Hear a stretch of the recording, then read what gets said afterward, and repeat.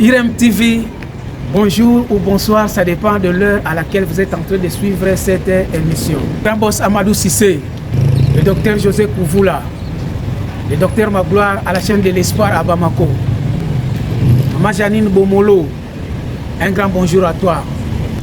Ne jugez point car un jour tous nous serons jugés. Les problèmes des gens regardent seulement et passent. Les problèmes qui ne te regardent pas ne mêlent pas ta gueule. Quelque chose que tu ne maîtrises pas bien, n'ouvre pas ta bouche. Tu risquerais de faire la honte. Parce qu'il y a des gens qui maîtrisent mieux la situation ou les problèmes que tu es en train d'expliquer. Alors faites attention. Ce que tu ne maîtrises pas bien, il ne faut pas donner des explications. Parce que ça peut être quelqu'un qui est à côté, qui t'écoute et qui maîtrise bien la situation. Ça te fera la honte. Le juge de la rue se mêle dans des problèmes qu'il ne connaît même pas. Mais il veut donner raison à la personne. Réfléchissez avant de parler. Mieux vaut écouter que de parler. Est-ce que si tu passes la nuit dans la maison d'un sorcier ou d'un féticheur, est-ce que tu es obligé de faire un mauvais rêve? Non.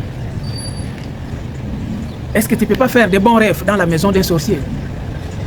Un jour, on partait en voyage.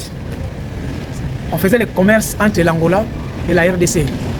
C'était sur la route de la frontière de Banza-Congo. On partait vendre comme des trocs. Derrière, on faisait les échanges avec des boîtes de lait, des boîtes de conserve venant de l'Angola. Alors un jour, la voiture est tombée en panne.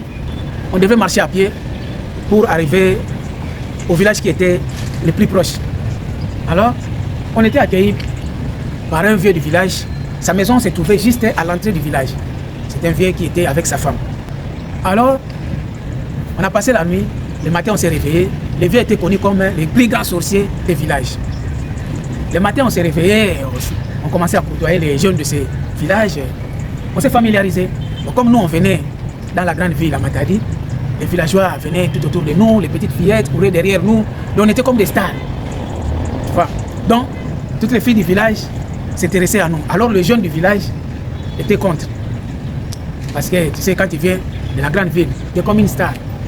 La manière dont les fillettes venaient vers nous, nous courtoyer, poser, parler, les jeunes étaient contre. Alors, il y a un de ces jeunes qui a compris les jeux et dit comment je vais faire pour déstabiliser ces deux jeunes qui sont venus nous dominer dans notre village. En plein causerie, les gars nous disent ah, vous venez d'où? De Matadi. Vous passez la nuit où? Je dis chez la maison qui est à l'angle, à l'entrée. Ah, c'est le vieux sorcier. Vous avez la chance. Il ne vous a pas mangé. Tous les villages qu'on est qui est élevé là, avec sa femme, c'est des plus grands sorciers. Vous avez la chance. En tout cas, il faut vérifier votre corps. Est-ce que vous n'avez pas une plaie? Il n'a pas coupé la nuit une partie de votre corps?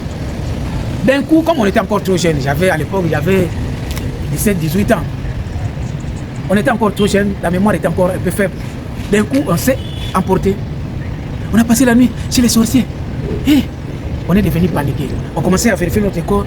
Qu'est-ce qui ne va pas? Regarde, est-ce que ça ne manque pas? J'ai dit à mon ami Adolphe, qui était avec moi, j'ai dit, regarde à mon dos, il n'y a pas une partie qui est coupée. Regarde, on vérifie même les orteils. Pour voir si les vieux sorciers n'ont pas coupé une partie de notre corps lorsqu'on dormait. Ils ont travaillé notre cerveau. Ils ont joué à notre esprit. On était devenus paniqués. On cherchait même à quitter la maison du vieux pour aller ailleurs. Alors, à un moment donné, mon ami Adolphe, il s'est rendu compte que une de ces graines, en tant qu'homme, ça arrive que parfois, une des graines de nos corps, étant qu'un homme, ça disparaît. Parfois, ça monte, ça rentre dedans. Et quand il touche comme ça, c'est comme s'il y a un seulement qui reste. Mon ami s'est rendu compte que non, mais comment ça? Il y a une graine qui n'est pas sur place. D'un coup, il commence à pleurer. Oh non, Max, vraiment, il faut dire à ma famille que je les aime. Je dis quoi? Oh non, moi je suis mort. Tu es mort comment? Oh, tu sais qu'une de mes graines n'est pas en place. Ça arrive, même les enfants. Il y a des mamans qui savent que il y a des moments où tu touches l'enfant, une de ses graines n'est pas sur place. Parfois, c'est entré dedans. C'est comme ça arrive. Mais comme notre esprit était déjà démoralisé par l'histoire qu'on nous a racontée du vieux sorcier, donc pour nous, tout ce qui est arrivé dans notre corps, c'est le vieux sorcier qui était à l'origine. Tu vois. Mon ami s'est rendu compte qu'il y a un qui n'est pas en place. Il dit, ah, le vieux là, il a volé une de mes graines. Et ça coïncidait aussi au moment où sa femme préparait la viande. L'odeur de la viande, dit, ah, exactement, c'est ça qu'ils sont en train de préparer. On est devenu abattus. Or, les gars avaient fabriqué cette histoire pour nous démoraliser parce qu'on dominait. Toutes les femmes, les filles du village couraient derrière nous, on mentait même des histoires que moi je connais Kofi Olomide, je connais Papa Wemba. Donc pour eux, comme on vient de la grande ville, donc on connaît des grands stars, mais c'était seulement pour s'amuser. Parce qu'on venait de la grande ville. Mon ami était vraiment, on était vraiment démoralisés de cette histoire de vieux sorcier. Une des femmes de ce village qui a fréquenté Matadi, avant, elle faisait les commerces, elle a appris l'histoire, elle est venue nous rendre visite. Elle nous demande qu'est-ce qui se passe. On lui a expliqué. Il dit il ne faut pas suivre les jeunes là, c'est des menteurs.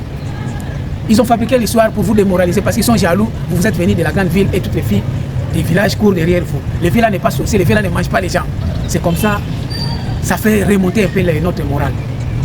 Vous voyez, donc après, on a continué notre route. Il ne faut pas être démoralisé par ce que tu entends. C'est pas dit que si tu passes la nuit chez un sorcier, tu es obligé de faire un mauvais rêve. Non. Le monde parle. Les gens parlent comme de la diarrhée. Les gens disent de n'importe quoi sans vérifier. Quelqu'un maigrit, il dit que non, tu vois comment il est maigri, il a le VIH. Ils ont oublié que le problème de la vie fait aussi maigrir. Surtout la douleur de la vie, la souffrance de la vie. Celui qui a une charge sur sa tête, qui se réveille le matin, quoi laisser à l'enfant, aux enfants, quoi donner à la femme, pour nourrir les enfants. Tu aimes ta femme, comme Dieu l'a recommandé, Marie aime ta femme. Non, eux ils disent que, regarde même la manière il aime sa femme, c'est que sa femme lui a marabouté. La femme lui a fétiché. Les gens parlent, tout bas, ils parlent trop. Les gens parlent de n'importe quoi. Faites attention, il ne faut pas avoir l'habitude de trop écouter. Il te demande quelque chose que tu n'as pas ça devient un problème. Parle, diarrhée verbale.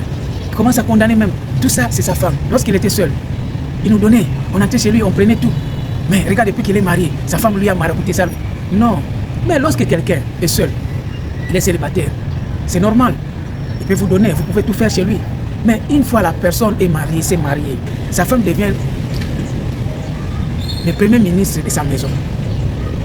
C'est elle qui donne les commandements. Alors tu ne peux plus aller retourner comme avant. Il y a de l'ordre maintenant parce qu'il s'est marié. Mais non, le monde c'est pas ça. Il arrive, il parle. Non, sa femme a tout gâté. C'est sa femme. Il voit quelqu'un avec les cheveux blancs, tu deviens sorcier. Ah, le problème là, ça doit être le vieux là, le vieux qui a les cheveux blancs. Parce qu'il a les cheveux blancs, il devient sorcier. Si quelqu'un meurt dans la famille, on dit que ça doit être lui. L'Africain oublie que la vie, nous faisons face à des problèmes. Mais lorsque quelque chose arrive dans sa vie, il commence à chercher les problèmes. Il tombe malade, il commence à chercher qui lui a acheté les sorts. Mais le corps humain doit tomber malade. Les gens parlent sans contrôle. Ils ont la diarrhée dans leur bouche. Ils parlent sans contrôle. Ils oublient que c'est le corps humain. Ça doit tomber malade. Ça se fatigue. Tu peux galérer, tu peux manquer. C'est normal, la vie c'est comme ça. Ce sont les étapes de la vie. Tu dois traverser ces étapes. Non. Quand il galère, est-ce que ce n'est pas les gens du quartier qui ont jeté les sorts? Il n'a plus de travail. Il commence à chercher qui lui a bloqué, qui lui a marabouté, qui lui a fétiché. Ce sont les étapes de la vie. Il faut savoir affronter les étapes de la vie qui arrivent dans ta vie. Accepte-le, c'est la réalité. C'est comme ça. Tu dois traverser les moments difficiles. Regarde un enfant. Lorsqu'un enfant naît, lorsqu'il est dans le ventre de sa maman, il est tranquille. Et dès qu'il sort dans ce monde, la première des choses, il pleure. Pourquoi? Je suis venu dans ce monde de difficultés. Si l'enfant est né, il ne pleure pas, c'est un danger. Est-ce que c'est pas un mort-né? Toute personne qui sort dans ce monde doit pleurer. Parce que c'est comme ça. Vous connaissez, le monde, c'est un combat. Accepte ce qui t'arrive. Il ne faut pas chercher des prétextes. Parfois, tu n'étais pas prudent ou prudente. Tout peut arriver dans la vie. Tout peut arriver. Tu arrives à gagner, tu es gentil. Si c'est la galère, tu commences à chercher des sorciers. Pas là. Quelqu'un arrive, fait les efforts, il arrive à gagner l'argent, on dit qu'il a touché les fétiches. Non, c'est pas clair, c'est lui. Oh. Quelqu'un arrive à avoir une nomination à l'entreprise où il travaille, il dit regarde les sorciers là, il vient de féticher encore. Pas là. La diarrhée verbale. Quelqu'un s'est repenti, il ne veut plus fréquenter les maquis. Ses amis disent que regarde, il est tombé en faillite. Il n'a plus rien, c'est pourquoi il ne peut plus sortir. Sa poche même est vide. Les gens parlent. J'ai vu un frère qu'on lui a fait sortir, de l'appartement où il louait. Oui, il avait une dette de 2 mois. Mais ce n'était pas vraiment pour ça qu'on pouvait lui faire sortir. Mais du fait qu'il préparait chaque jour la viande, l'odeur de la viande, son propriétaire n'a pas pu supporter. Comment, à chaque fois il prépare la viande, Mais il n'arrive pas à payer le loyer. Il ne savait pas que le messier, il était pousse-poussé à la boucherie. Les gars travaillaient à l'abattoir où on abat les bœufs, les moutons et tout.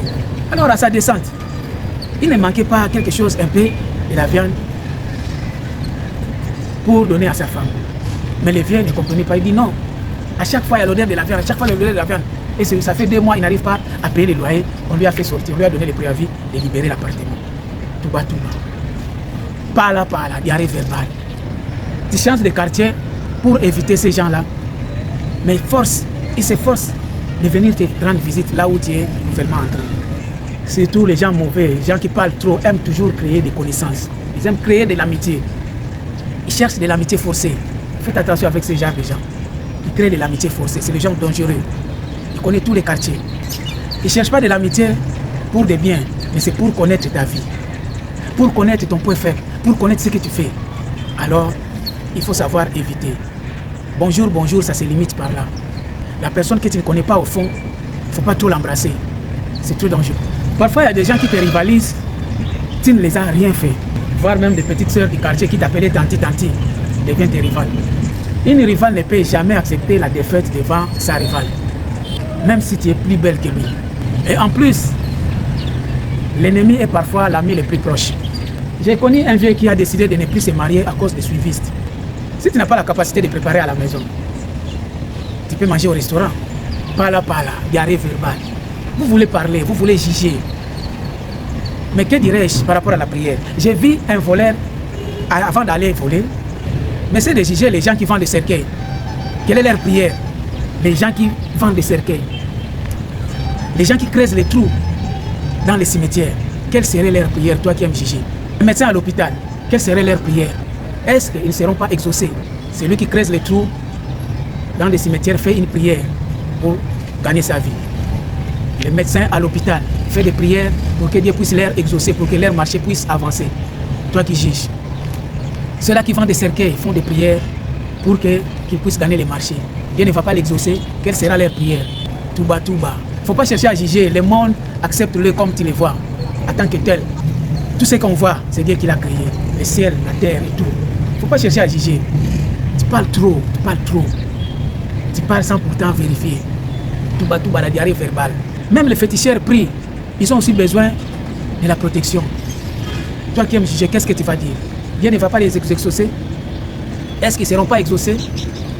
Les féticheurs qui lancent les sorts aux gens, il prie aussi que Dieu puisse le protéger. Il a aussi peur de la mort. Il y avait un jeune qui est parti chercher à avoir de l'argent. Il est parti chez un féticheur. Il dit, je veux devenir riche. Alors, le féticheur lui a fait du travail. Il lui a donné une feuille. Il dit, va à la maison, mets sous les lits. Alors, la nuit, je vais envoyer un de mes serviteurs qui viendra te donner de l'argent. C'était quoi? C'est le serpent, le gros bois, le gros serpent. Dans son ventre, c'était plein de l'argent. Il dit, mon serviteur viendra vomir de l'argent. Le matin, lorsque tu vas te réveiller, tu vas trouver de l'argent. Le gars est parti. Or, le gars a oublié qu'il dormait à 3 personnes dans la chambre. Il ne devrait pas passer la nuit là où ils avaient l'habitude de passer la nuit en groupe, en 3 personnes. À l'heure où le féticheur a envoyé son serviteur pour aller vomir de l'argent, le serpent est venu parce que c'est le seul animal qui supporte la chaleur de l'argent. Bon, l'argent c'est chaud. C'est le seul animal qui supporte la chaleur de l'argent dans son ventre. Le serpent venait, son ventre était plein d'argent. Dès que le serpent vient, il arrive à la porte, il regarde les gars dormir à toi. Le serpent fait demi-tour, il est retourné. Il va dire au féticheur, boss, je suis revenu. Il dit, mais l'argent, tu n'as pas donné l'argent. Il dit, non, je suis allé les trouver, il dormait à 3 personnes. Et le gars est resté. Le matin, le gars s'est réveillé, il a regardé, il n'y avait rien. Mais comment ça? Il est reparti voir le féticheur. Le féticheur lui a dit, mais toi aussi. J'ai envoyé mon serviteur, il est venu trouver, vous êtes dormi en 3. Toi, tu fais que les autres là puissent le voir et lui confondre au vrai serpent pour qu'on puisse lui tuer. Le féticheur aussi a peur de la mort. Il dit non. Il devait quand même entrer. Là où il y a 3 personnes, les 2 autres là qui ne sont pas initiés, ils pouvaient confondre mon serpent avec le vrai serpent et les tuer. Et le problème d'aller revenir sur moi.